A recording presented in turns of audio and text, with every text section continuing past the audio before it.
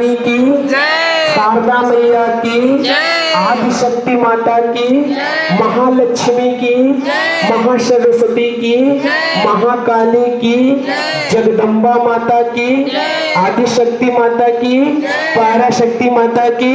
नमः पार्वती पते हर हर महादेव। और शोर नहीं करेगा। ध्यान से सुनना। तारा रानी की कथा इस प्रकार है। महाराजा दक्ष की दो पुत्रियां तारा देवी एवं रुक्मण भगवती दुर्गा जी की भक्ति में अटूट विश्वास रखती थी। दोनों बहनें नियम पूर्वक एकादशी का व्रत किया करती थी तथा माता के जागरण में प्रेम से कथा कीर्तन महात्म्य कहा सुना करती थी। एकादशी के दिन एक भूल से छोटी बहन रुको ने मांसाहार कर लिया। जब तारा देवी को पता लगा तो उसे रुक्मण को बड़ा क्रोध आया और बोली कि तू तो मेरी बहन, परंतु मनुष्य देह पाकर भी तूने नीच योनि के प्राणी जैसा कर्म किया। तू तो छिपकली बनने योग्य है। बड़ी बहन के मुख से निकले शब्दों को रुक्मण ने शिरोधार्य कर लिया और साथ ही प्रायश्चित का उपाय पूछा। तारा ने कहा कि त्याग और परोपकार से सब पाप छूट जाते हैं। बोली तारा रानी मैया की। दूसरे जन्म में तारा देवी इंद्रलोक की अप्सरा बनी और छोटी बहन रुक्मण छिपकली योनि में प्रायश्चित का अवसर ढूंढने लगी। द्वापर युग में जब पांडव ने अश्वमेध यज्ञ किया तब उन्होंने दूध भेजकर दुर्वासा ऋषि सहित 33 करोड़ देवी देवताओं को निमंत्रण दिया। जब दूत दुर्वासा ऋषि के साथ के स्थान पर निमंत्रण लेके गया तो दुर्वासा बोले कि यदि 33 करोड़ देवी देवता उस यज्ञ में भाग लेंगे तो मैं उसमें सम्मिलित नहीं हो सकता। दूत 33 करोड़ देवी देवताओं का निमंत्रण देकर वापस पहुंचा और दुर्वासा ऋषि का वृत्तांत पांडव को कह सुनाया कि वह सब देवी देवताओं को बुलाने के कारण नहीं आएंगे। यज्ञ आरंभ हुआ। 33 करोड़ देवी देवता यज्ञ में भाग लेने आए। उन्होंने दुर्वासा ऋषि जी को न देखकर पांडव से पूछा कि ऋषि को क्यों नहीं बुलाया। इस पर पांडव ने नम्रता सहित उत्तर दिया कि निमंत्रण भेजा था परंतु वहां वह अहंकार के कारण नहीं आए। यज्ञ में पूजन हवन आदि निर्विघ्न संपन्न हुए। भोजन के लिए भंडारे की तैयारी होने लगी। दुर्वासा ऋषि ने जब देखा कि पांडव ने उनकी अपेक्षा कर दी है तो उन्होंने क्रोध करके पक्षी का रूप धारण किया। चोंच में सर्प लेकर भंडारे में फेंक दिया। इसका किसी को कुछ भी पता नहीं चला। वह सर्प खीर की कढ़ाई में गिरकर छिप गया।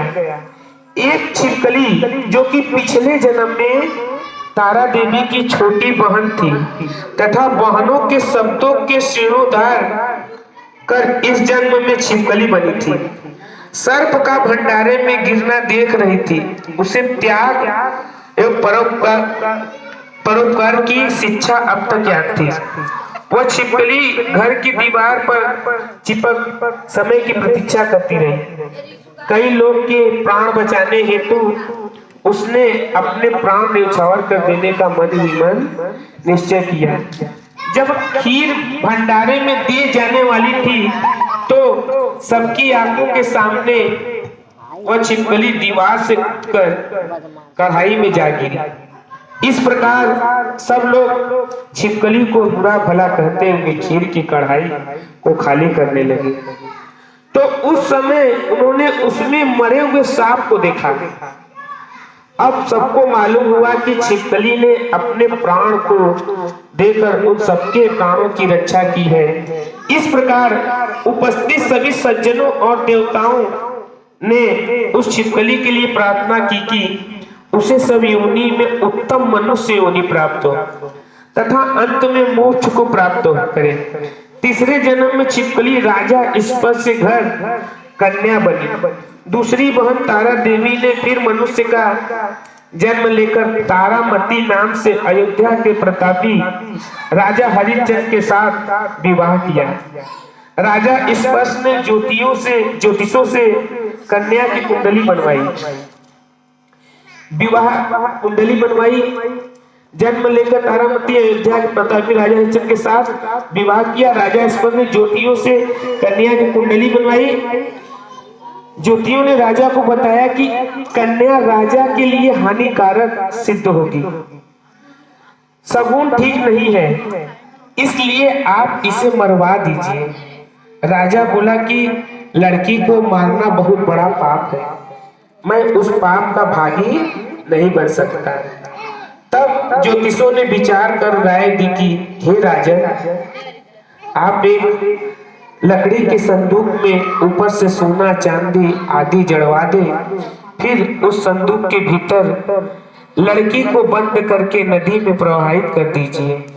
सोना चांदी जड़ित लड़की का संदूक अवश्य कोई लालच से निकाल लेगा और आपकी कन्या को भी पाल लेगा।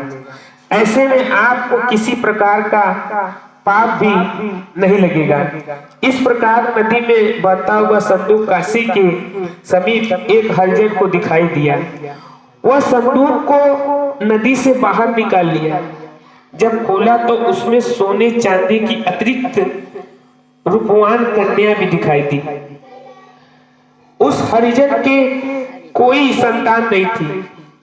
जब उसने अपनी पत्नी को वह कन्या दी तो उसकी खुशी का ठिकाना नहीं रहा। उसने अपनी संतान के समान ही बच्चे को छाती से लगा लिया।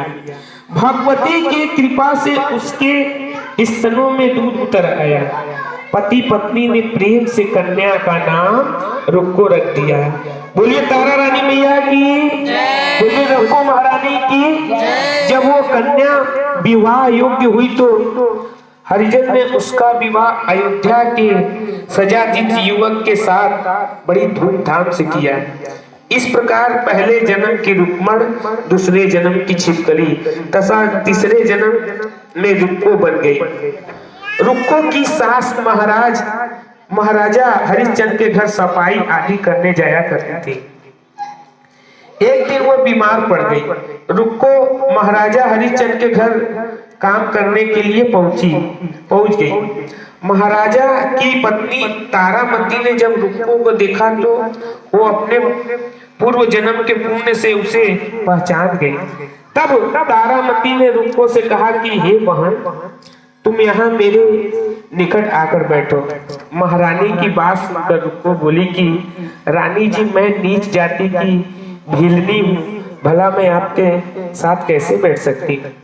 तारामती ने कहा कि बहन, पूर्व जन्म में तुम मेरी सगी बहन थी। एकादशी का व्रत खंडित करने के कारण तुम्हें छिपकली की योनि में जाना पड़ा। जो होना था वो हो चुका। अब तुम अपने इस जन्म को सुधारने का प्रयास करो तथा भगवती वैष्णो देवी माता की सेवा करके अपना जन्म सफल बनाओ। यह सुनकर रुक्को को बड़ी प्रसन्नता हुई और उसने उसका उपाय पूछा। रानी ने बताई कि वैष्णो माता सबकी मनोकामना को पूरा करने वाली है।